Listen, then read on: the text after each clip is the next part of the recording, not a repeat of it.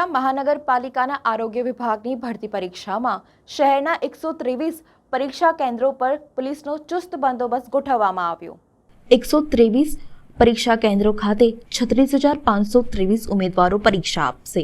વીએમસીમાં આરોગ્ય વિભાગમાં 162 જગ્યાઓ પર ભરતી માટે આજે પરીક્ષા યોજાઈ।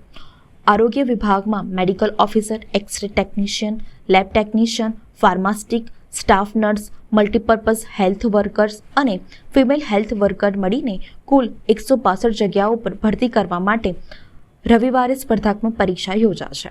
શહેરના 123 પરીક્ષા કેન્દ્રો ખાતે લેવાનાર લેખિત પરીક્ષામાં 36,523 ઉમેદવારો પરીક્ષા આપશે। કોર્પોરેશનના આરોગ્ય વિભાગમાં ખાલી પડેલી જગ્યાઓ ભરવા માટે તંત્ર દ્વારા કવાયત હાથ ધરાઈ હતી, જેમાં કોર્પોરેશનને કુલ 39,526 અરજીઓ મળી હતી। એ પછી કોર્પોરેશને સ્પર્ધાત્મક પરીક્ષાનું આયોજન કરેલું છે। શહેરના વિવિધ વિસ્તારમાં આવેલી શૈક્ષણિક સંસ્થાઓ ખાતે 17મી ડિસેમ્બર 2023ના રોજ બપોરે 12 કલાકથી 31 કલાક સુધી સ્પર્ધાત્મક પરીક્ષાઓ યોજવાની છે। સીસીટીવી કેમેરાથી સજ્જ અને પોલીસ બંદોબસ્ત હેઠળ શહેરના 123 કેન્દ્રો ખાતે પરીક્ષા લેવામાં આવશે।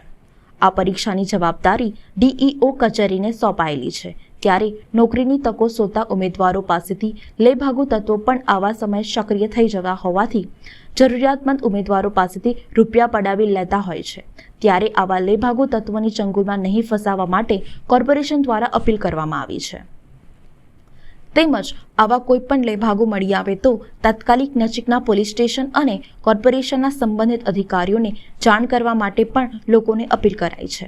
પોલો ગ્રાઉન્ડ ખાતે આવેલ નવજીવન હાઈસ્કૂલ ખાતે વડોદરા મહાનગરપાલિકામાં આરોગ્ય વિભાગની પરીક્ષા માટે 10 બ્લોકમાં બેઠકની વ્યવસ્થા કરવામાં આવેલી છે।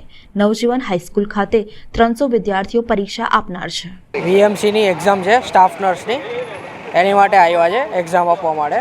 ક્યાંથી આવ્યો છો તમે? મેં આવ્યો છું નવસારીથી। શું નામ તમારું? ભાવિક દયાલજી રામપરિયા।